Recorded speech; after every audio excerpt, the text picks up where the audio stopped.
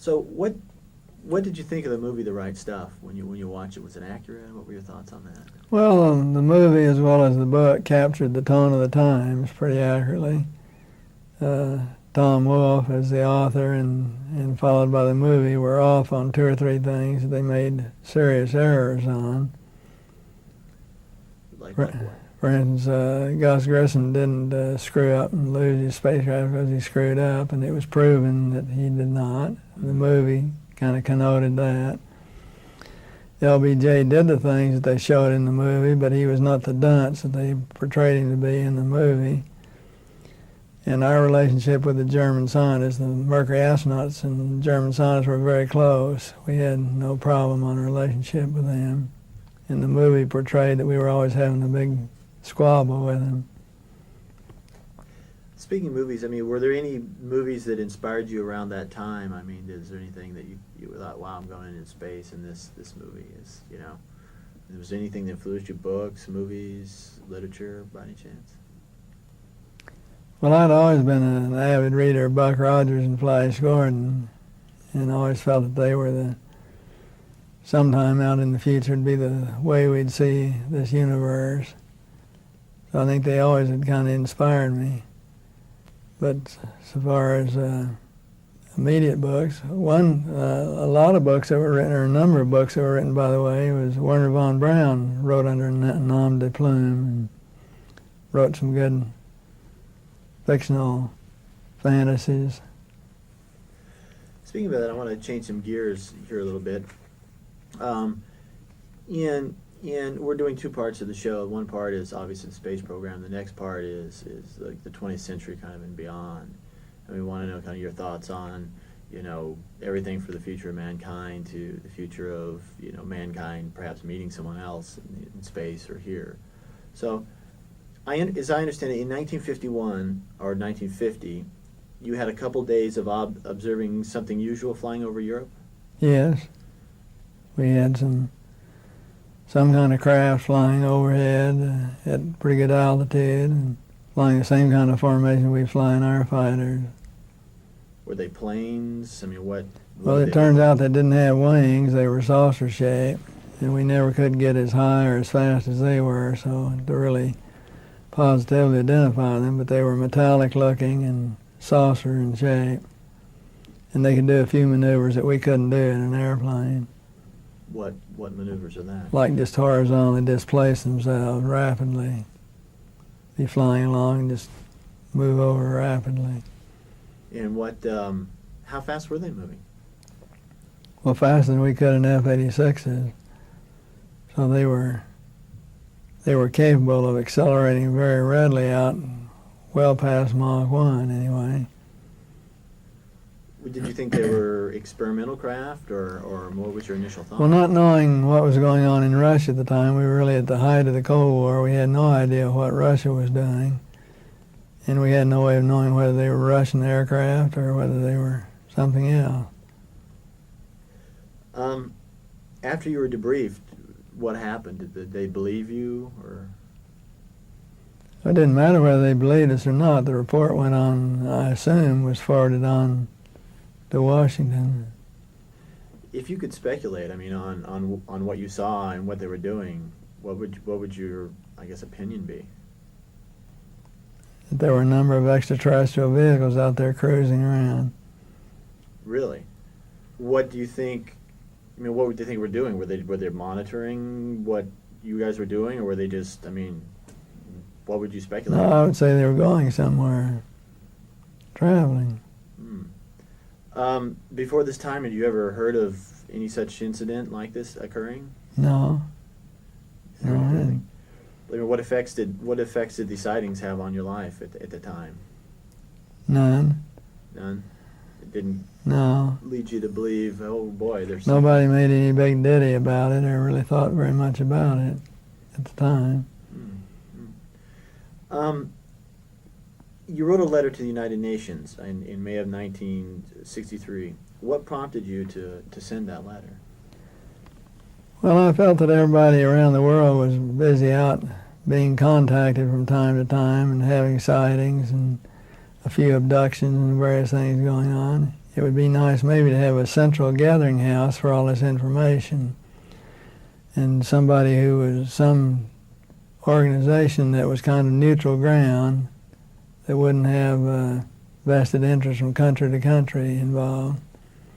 And it seemed to me like the United Nations still would be the place to do a lot of this gathering. You mentioned abductions. What exactly do you mean by that? Well, where people were blacked out for a period of time and woke up and obviously had some time missing, and down so far as a couple of poor fishermen in Pascagoula, Texas, who were actually taken on board a spaceship, extraterrestrial spaceship, and these types of things that, whether you believe them or don't believe them, or whether they're true or false, the information really ought to be brought together in one locale and properly investigated and properly correlated and properly stored. In your letter you wrote, I believe that these are extraterrestrial vehicles and their crews visiting from other planets. What led you to believe that? That's just my opinion. Your opinion? I mean, seeing, I guess, for the first time the craft, did that kind of prompt you to I mean, that, I guess, in your reading Buck Rogers, prompt you to believe that's what the situation was? Well, in later years, after being in a fighter outfit for a while and getting into aircraft development, testing, and research at Edwards, I certainly had decided that we're not building that type of vehicle here, certainly not in the United States, and very likely not on this planet. So these vehicles almost of necessity have to come from somewhere else. Again, referring back to the letter you wrote, if it's not in there, is it? You wrote, we may first have to show them that we have learned how to resolve our problems by peaceful means rather than warfare. What led you to believe that? Was it just something that, I mean... Well, one would wonder why extraterrestrials are not contacting people more readily. Why don't they come and land in my backyard or somebody's backyard who would dearly welcome them and who would like to interface with them and like to find out what they're doing, what their propulsion system is. And one would then take the next step and say, well, maybe it's because they don't feel we're ready.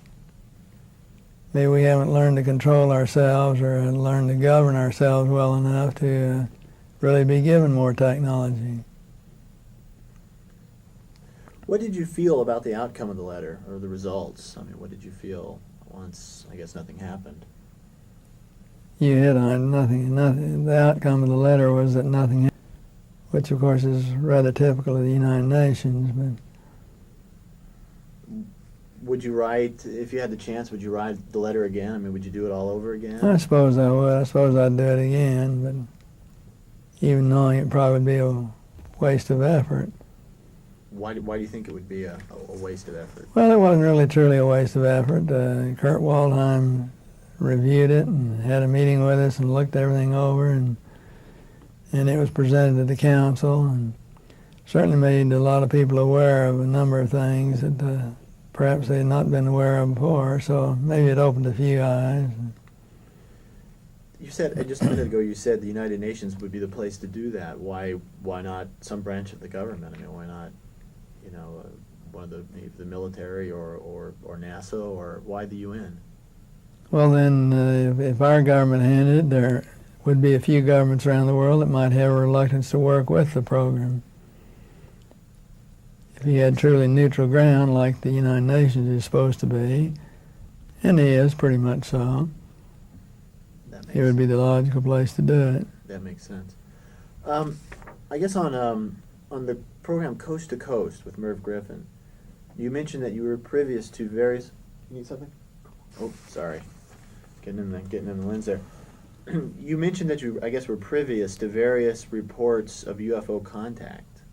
I didn't know if that was first-hand information or you actually saw some sort of report, or... Well, there have been a number of people who have been doing investigative reporting, and some good, some bad, and some indifferent, but there have been a number of incidents that have been pretty thoroughly investigated that were, I thought, quite interesting. Can you give me as an example? I mean, first of all, do you think they were credible? And secondly, do you have any examples? Or Well, I think some of them were very likely credible. I don't have any specific examples that much better than the other. Let's see, where are we here? What was the response to your appearance on Coast to Coast? I mean, do you think you would do it again, or I mean, what was the public response? And were people interested? And were they like, wow, what, you know, here we have an astronaut saying these. Well, I didn't have, I didn't have a feel for any direct result of it, but I know that Merv Griffin felt that it was one of the highest responses he'd ever had to the program, so he felt that there was a lot of interest there. I read also in doing research for this interview, there apparently was an incident that happened at Edwards Air Force Base. There was a film crew filming something. They came to you. They said, we've got something on film. It was really neat. And could you explain what happened? Yeah, I had a film crew working for me on a project I was doing to put a precision landing system in on the edge of the dry lake bed. And they were filming the various stages of the installation.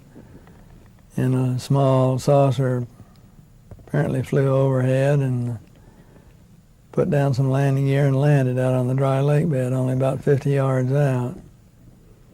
And these were old pro cameramen who were used to flying in all kinds of vehicles to take all kinds of pictures. And so they picked up their cameras and started over toward it, and going to get some close-ups.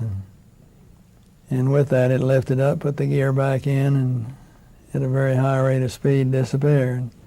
So they came in to tell me what happened. I told them to get over to the lab and develop the film immediately.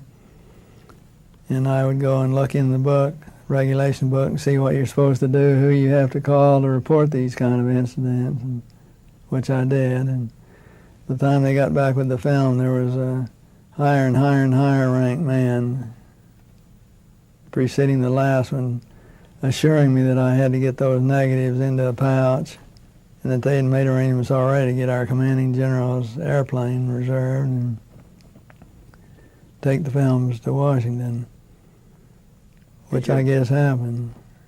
Did you ever see the film? I saw the negatives, yeah. And what did you see on the negatives? They were great pictures.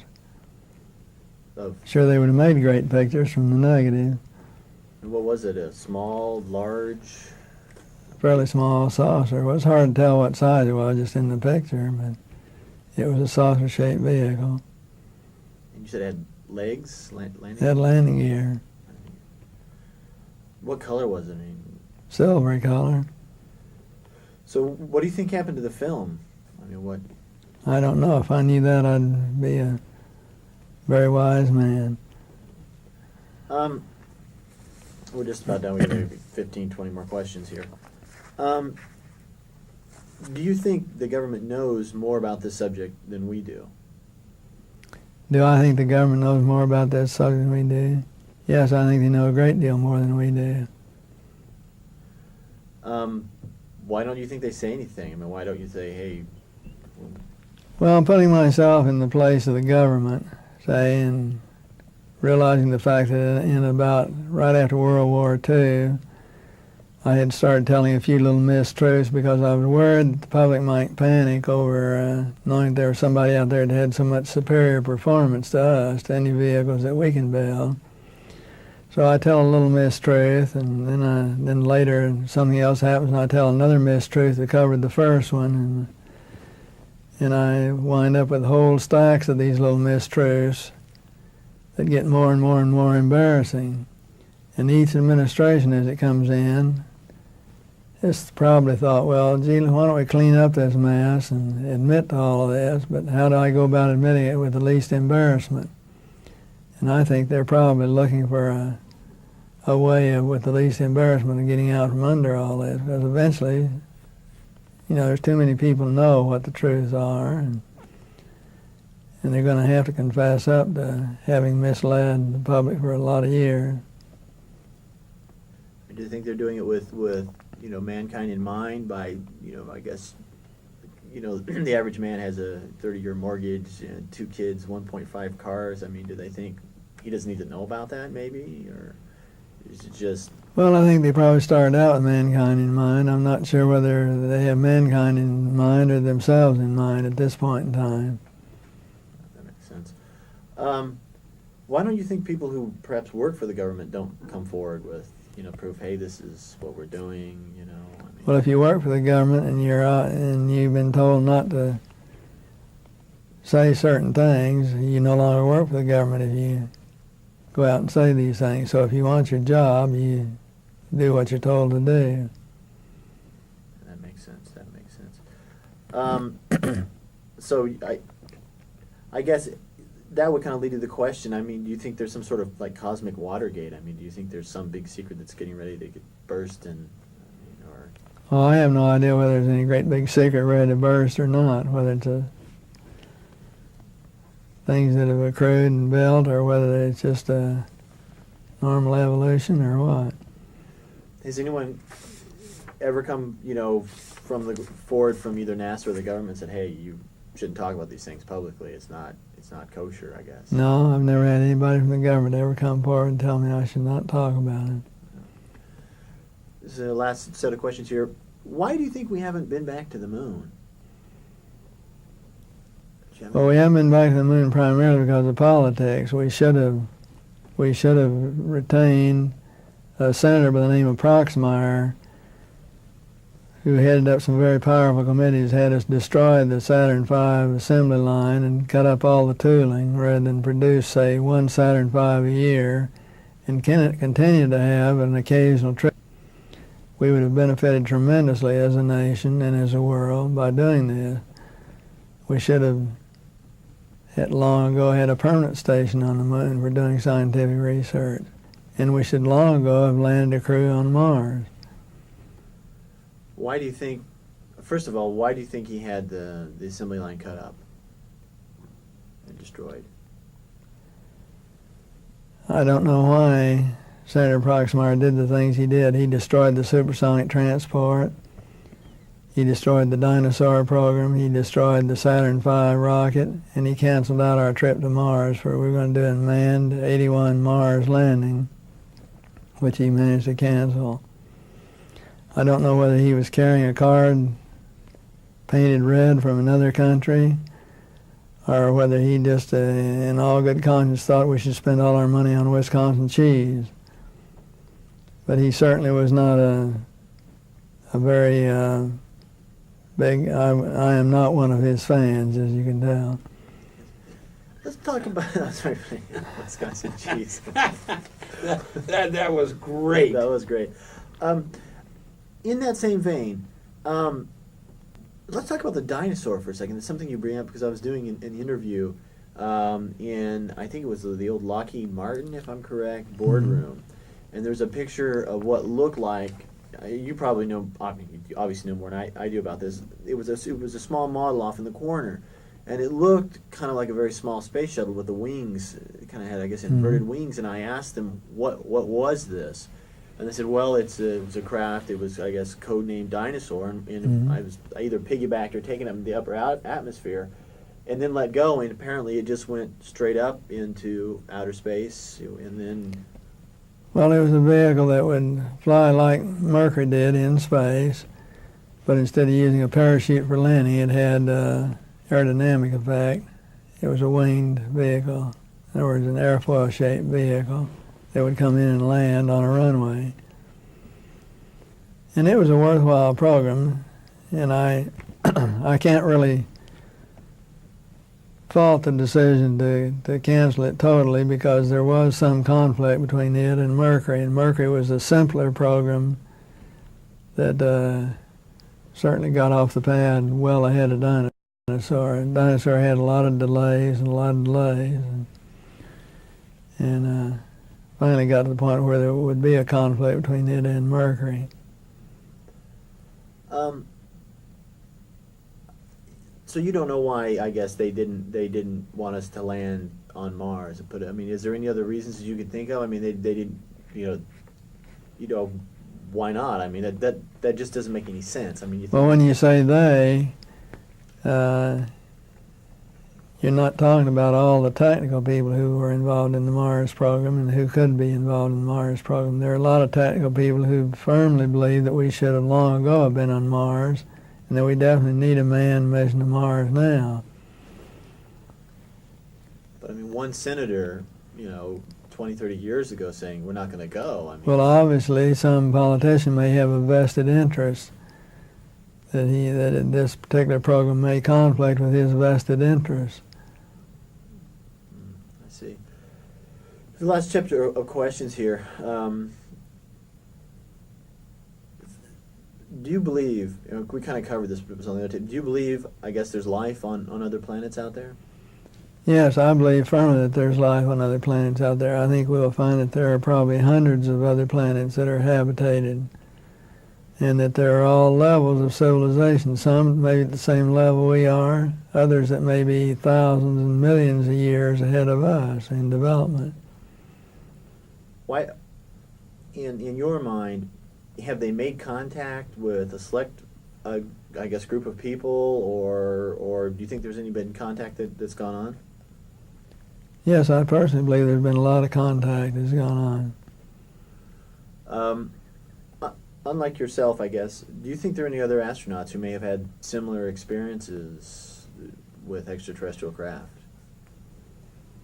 Yes, I know one or two have. Unfortunately, when you say astronauts have had contact, people think you're having it in space. In space, to my knowledge, McDivitt's was the only one that could be even possibly an unidentified object. And other than that, all these stories that were made up and sold to people like National Enquirer and so on were totally fictitious. And I've had any number of things written up about and reported by me of conversations I've had with extraterrestrials while on orbit, and sightings that I had in orbit and I was told to shut up about, all these kind of things that were made strictly to make money on print. What happened to James McDivitt? I mean, do you know? Or? Well, they never could determine what it really was. The sun was glinting so on this metallic object so brightly you really couldn't tell from the pictures what it was or wasn't. And he never saw it again, so no one to this day knows. But there have been other astronauts who've had contact from, flying airplanes. So, why don't you think they've come forward? I mean, is it something they just don't want to talk about, or? well, maybe they think there's not really that much to talk about yet until we get contacted by somebody. And speaking of that, what do you think will happen to mankind when that ultimately happens? I mean, when? well, I think we'll see vast progress when we get the capability of really learning. People who can develop that kind of propulsion systems very likely have very advanced medical systems that can cure everything we have wrong with mankind today. Do you think it's just a technological advantage you will make, or do you think there'll be some sort of conscious? I think we'll progress both technologically and in our consciousness. Yeah, maybe even a spiritual thing. People say, "My goodness." Yes, I think very likely. Do you think there would be any type of hysteria? I mean, since you've seen one of these objects, do you think mankind is ready for such an incident now, or? I think mankind is really pretty much ready for this now. There may be isolated cases of hysteria that are hyped and built up, but I think man on Earth here is pretty much ready to receive man from somewhere else. If you could sum up your experiences with these craft in just a few sentences, what would you say? Great performance.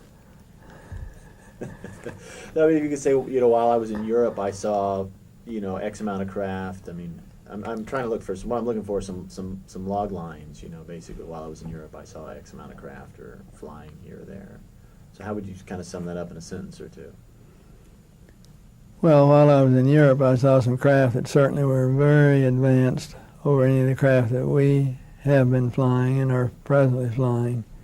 It would be nice to be able to build some of that kind of performance and to be able to go to the places where they go to. tape? Good. Okay, I just got a couple more questions. If you were, I guess, if a child was to ask you, do you believe in UFOs and have you seen one? What would you say to a young impressionable mind? What would you say to them?